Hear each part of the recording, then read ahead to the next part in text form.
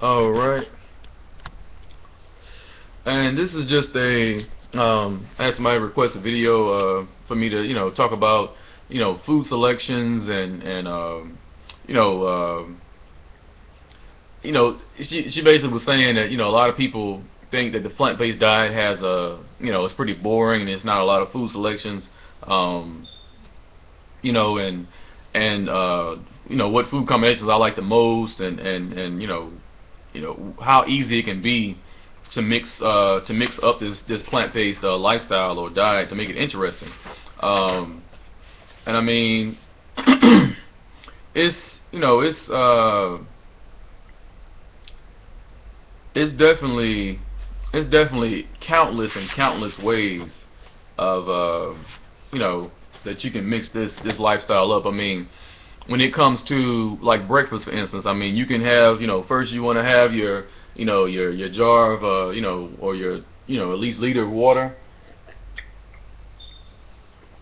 Get your day going. you know, then maybe have a smoothie. Maybe have a smoothie with like bananas and pineapple and I'm just naming really sweet fruits for an example that you can put in your excuse me, that you can put in your breakfast. As far as your smoothies go, and you have your bananas, you have pineapples. If you want to put some berries in there as well.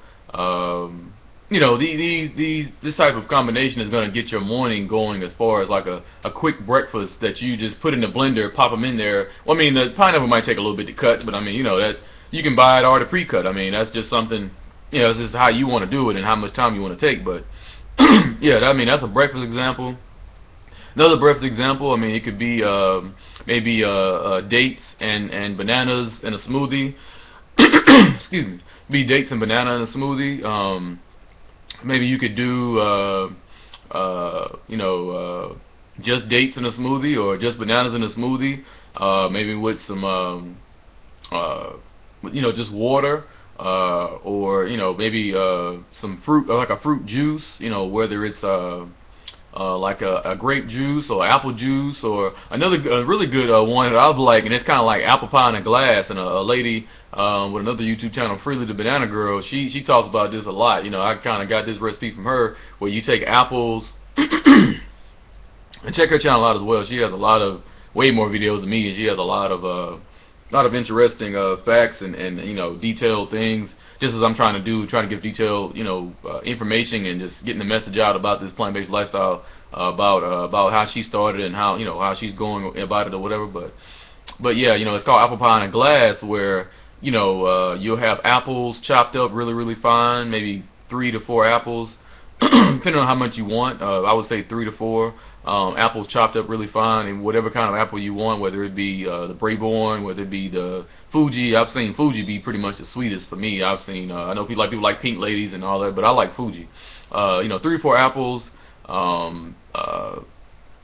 as many bananas you want. Maybe maybe five or more bananas in the smoothie, and then maybe 5 to 10 dates in the smoothie, and that's going to give you that even sweeter sugar effect that'll enhance the apple to make it taste like apple pie. And the creaminess of the apple pies you normally get from a normal apple pie is going to come from the banana, so that gives you that creamy taste. As far as the creaminess plus the apple and plus the sweet taste, extra sweet taste coming from the dates, whatever. So that's going to give you that whole combination of the apple pie taste. Where you have apple pie in a glass, but you put that in the blender, blend it up, and that's apple pie in a glass right there. I mean, taste it, it's great. I've tasted it a few times. That's just maybe some breakfast selections. As far as your smoothies go, you can make some juices. You can have your kale juice with maybe some kale blend juice with maybe some sweet fruits like pineapple, or because like I said, on the food combinations chart, if you go to the website that I posted, that I on that video, you can food combinations as far as greens go is whatever you want. I mean, greens are pretty much a universal thing when it comes to food combinations and food selections. When you're doing your juicing and things, you can have your pineapple juice, you can have your apple juice, you have your you can have your grape juice, whatever you want to do to enhance the flavor and tasting of your juice, because the oxalic taste of the gritty taste of the greens. You know, it might not be too rewarding for some people. They don't like the taste of it. You know, that might not be what they might not want to do green juice. So you know, you have those. For example, as far as juicing for breakfast. So I mean, you got smoothies. You got several different types of smoothies you can do. You got different types of juices you can do. That's already like a good you know, layout and selection of breakfast options right there. You know, and that could be 2 juices. That could be like, you know, 2 jars like this of the juice, or it could be 2 jars like this of the smoothie. Or you can take the whole blender of the you know, and use that as your smoothie if you want to do that. That's be up to you. But you know, just make sure you're consuming enough calories per meal. You know, like I said, in no less than 500 to 600 calories per meal to make sure you're reaching your 2,000 calorie daily diet of recommendation. And then for lunch, you can have your you know, you can have more fruit if you want. You can have what I call mono meals of your fruit. You know, a meal of bananas, or a meal of strawberries, or a meal of blueberries, or a meal of apples, meal of peaches, meal of oranges. I mean, it's just several, whatever your favorite fruit is. And I mean, I like sweet fruit, so I'm going to consume more of the sweet fruits. You know, the oranges and the apples and the pineapples and the bananas and the dates. You know, I want more of the mangoes. You know, mangoes, man, I hadn't had those in a while. I mean, a mango smoothie by itself is wonderful. Like the taste of a mango. I mean, if you like pineapple, the sweetness of a pineapple, you really like the sweetness of a mango smoothie. Like, just put mangoes in there. I mean, if they're ripe enough and fresh enough, a lot of times you won't even need any water. You might just need to take maybe a half a liter of water, or maybe a cup or 2 of water to add into the smoothie, and I mean, that's like, man, that's heaven. You know, that's a great taste. So, you know, that's a different example of the mango smoothie for breakfast, or just you know, maybe for lunch or whatever. But whatever you want to do for lunch, you can have it as a mono meal. So mono meal of whatever fruit you want to eat, or something else. You know. You can you know, mix it up. Maybe have a salad. You know, you can have a salad for lunch and a salad for dinner if you want. It just depends on if you're doing raw to 4, which, you know, that's a lifestyle that people kind of a sub diet or sub part of the plant-based lifestyle that people kind of do the transition and trying to you know, move over to this lifestyle where they do, you know, raw foods all day. You know, raw plant-based foods all day for lunch, breakfast, snacks, or whatever, and then for dinner they have a cooked meal. You know, so you can have a salad for lunch, you know, if you're doing the raw to 4, and you know, cut it up. You know, you got your tomatoes, you got your mushrooms, you got your celery, you got your you know, make your dressings with avocado dressings. You know, you can have that's good dressing. You know, you have with like chia seed, you know, seeds and oranges. Like that's a really good dressing. You know, oranges and avocado is a really good dressing.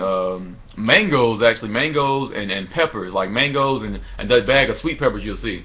Try chopping up some peppers and chop them up really fine. Whether you want to do, I wouldn't do the green peppers because all green peppers are just unripe red peppers. So you know, we want to eat fresh. You know, fresh as possible, ripe fruits in this particular lifestyle. So you want to stay away from the unripe fruits. You know, that'll actually give you that'll make you leave this lifestyle really quick, because when you start eating unripe fruits and vegetables, I'm sorry, you know, unripe foods, period, fruits, that'll you know, that'll give you a lot more gas than you would normally think from just eating one banana. I'm talking about it won't make you feel too good. It's not good for your digestion. So I mean, you know, also I don't want to make this video too long, either maybe 15 minutes at the most. Trying to hit 10, but it's getting close to 10, so 15 minutes at the most. I'm gonna try to get this to go. So you know, just, you know, you can hit your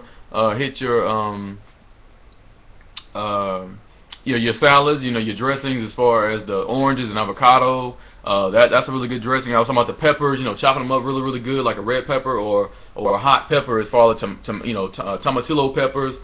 A habanero, that'll really enhance that Mexican spicy taste if you want to have like a, you know, avocado, you know, spicy type of dressing. But try the mango and peppers, really fine chopped up peppers without the seeds. Put that in the blender or food processor, and some mangoes, and try that. That is like so good. Like, that is a really good dressing. Like, you can eat that as like, you know, what they call raw soups or whatever. You can have that as a raw soup. As far as, you know, if you want to put it in the dehydrator and just heat it a little bit at room temperature, you can get your dehydrator and make sure you're heating at 120 or below. You know, that's a good example of a raw soup you can do if you want to do it in the wintertime or whatever. Or a dressing you can do. You know, like I said, it can be a dressing or a dip. on your salad to kind of, when you consume your dressings, you want to make sure that you have a lot of dressing, because you don't have to worry about consuming too much in this lifestyle, because your diet is naturally low in sodium and low in fat. So people talk about too many calories. Okay, it's not a big deal to calorie count when it comes to eating natural low calorie nutrient dense foods. Like we're talking about the high vitamins and minerals in the foods and high calorie. The meat and dairy is very low in nutrients, because you're already denaturing nutrients anyway, because you got to cook them. You can't eat them raw. That's why I say if you're going to be a real carnivore, a real meat eater, you got to be like the lions and tigers and bears, and or the lions and tigers, or any carnivore, and consume these things raw. It's the blood and all of it, because that's going to give you all the nutrients and minerals from that animal, or from that source. But if you're cooking it, you're not even maybe getting 50%, maybe 50% or less of the nutrients that so-called nutrients for the meat and dairy products. When they're processed, we keep all the processed and packaged foods out of your life. That's number one thing I want to make sure everybody get out of all the videos I make. That I'm planning on making and have already made. Make sure you're getting all those things out of your diet really, really quick. I mean, that's the number one thing, getting all the processed and packaged foods. If it's a processed or packaged, it should not be you should not be trying to consume that. You want to get things that you easily peel or easily cut or easily bite. Just things like that. On the cook side, a bag of rice or a bag of potatoes, that's not processed. That's just fresh off the farm. That's something that you can consume as well. That's not considered. Of course, like I said, you want to keep it more raw. So, just a backup plan, or when you want to feel like you're cooking or whatever, eat the cooked foods. But yeah. I mean, the salad, like I said, that salad dressing, or oranges and avocado. Maybe if you want to, enhance it with some herbs, maybe try thyme or rosemary or dill. If you want to, really spice it up with the peppers, you can try like cayenne pepper or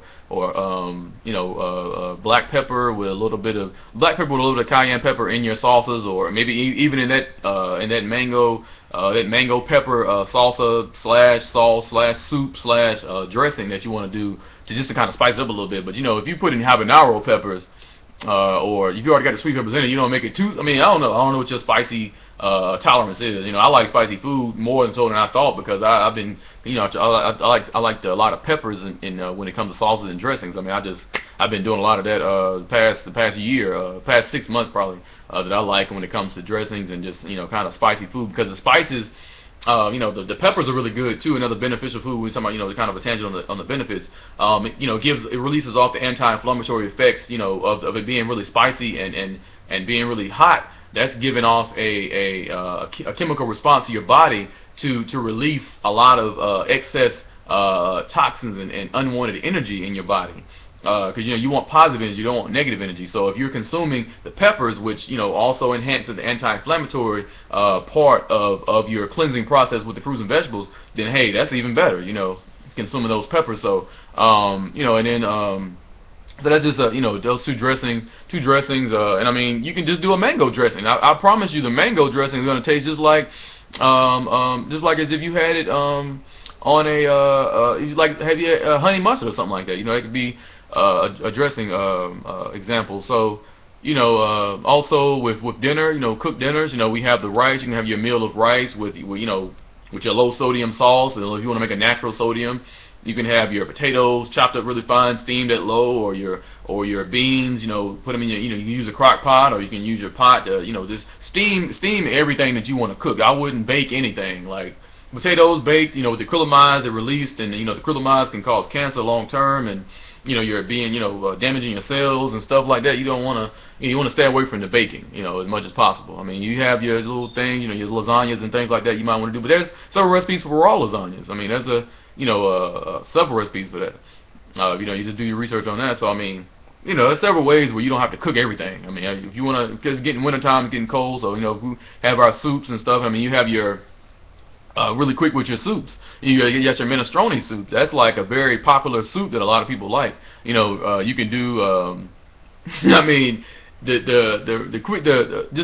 guess an easy recipe for soups would be all your favorite chopped vegetables that you like, whether it be carrots, onions, peppers, celery, all those things, especially the celery. It's going to give that that salty aroma, that very wholesome aroma when you want to eat a soup in your, in it. Chop all those very freshly cut, very fine, as much as you want, and put them in the pot to steam. A little bit of water, maybe add on some.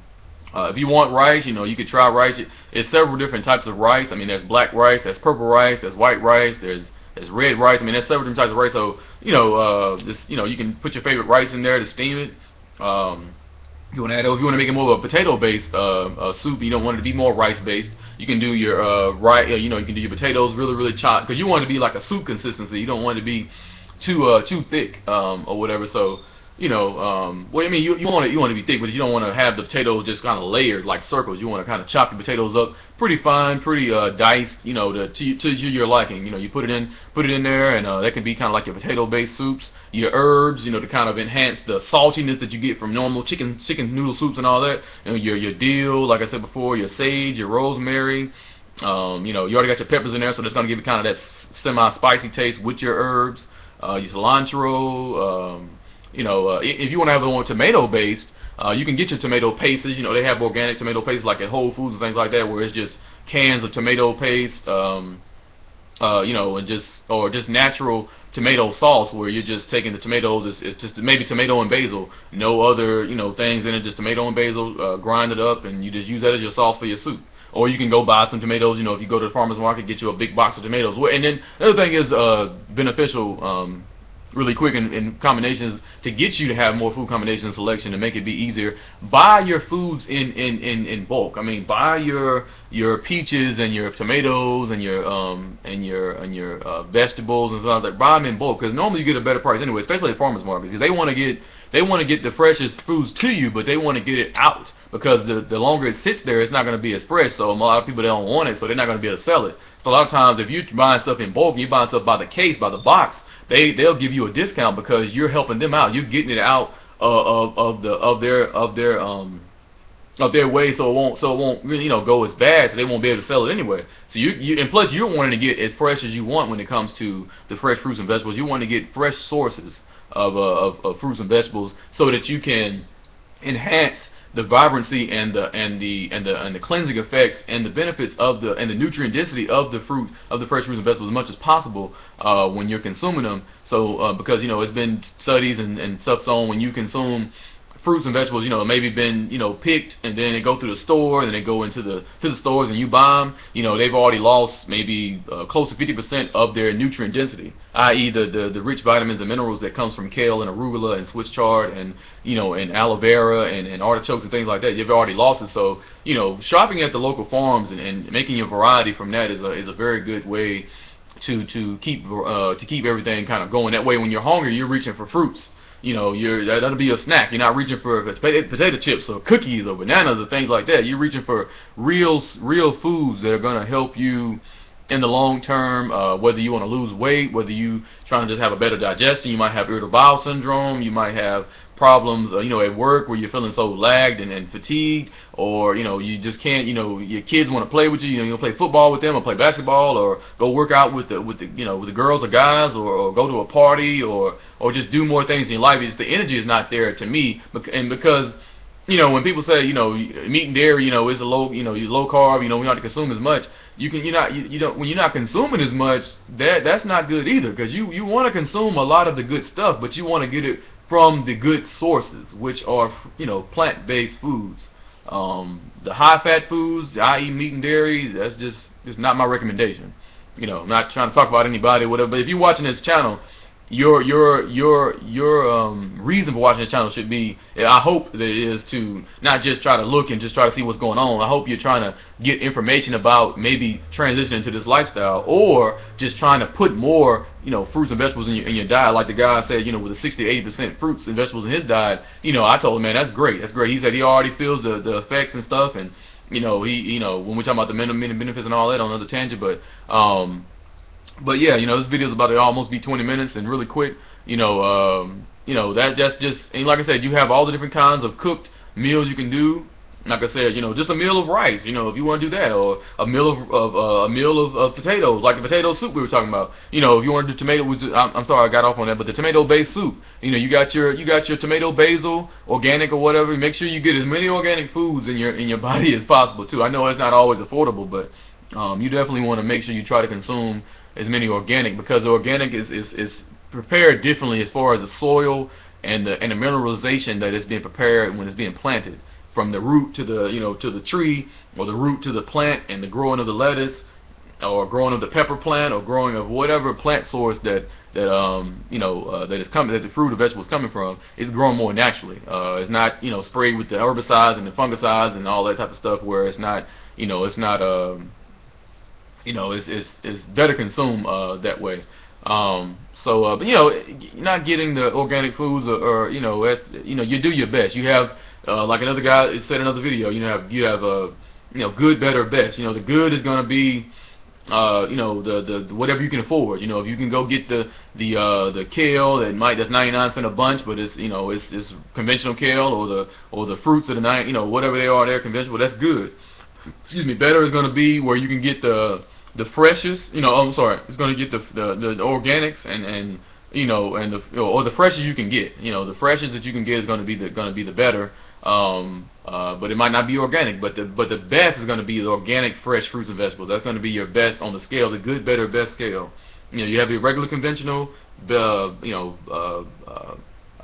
and you have your fresh or conventional. Freshest that you can get from the farmer's market is fresh, but it's still conventional. And you have your best, where it's going to be organic, fresh fruits and vegetables, and that's going to be your number one source. Now, of course, in this scale, it might take you a while, so you can take a while to kind of move up on this scale, but over time, as you're transitioning and you get into the plant-based lifestyle, just try to move on that scale, going from good, better, best, where you try to get as best as possible, to make sure you're consuming, to get the most nutrient density in your foods and in your consumption of foods, with this plant-based lifestyle.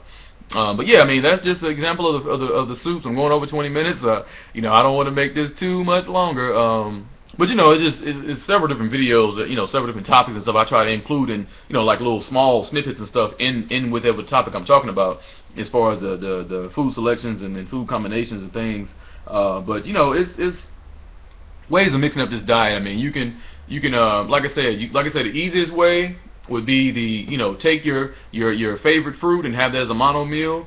And you can change it up every day, Monday through Friday or Monday through Sunday. You can eat a different mono meal of fruit for lunch or breakfast every day. I mean, that can be up to you. That's whatever you crave. You have a meal of peaches this day, a meal of strawberries this day, a meal of blueberries this day, or you can kind of just do it with two fruits. To make it a little bit more affordable, you can do a bunch of apples this day, and then a bunch of bananas, a smoothie or whatever the next day.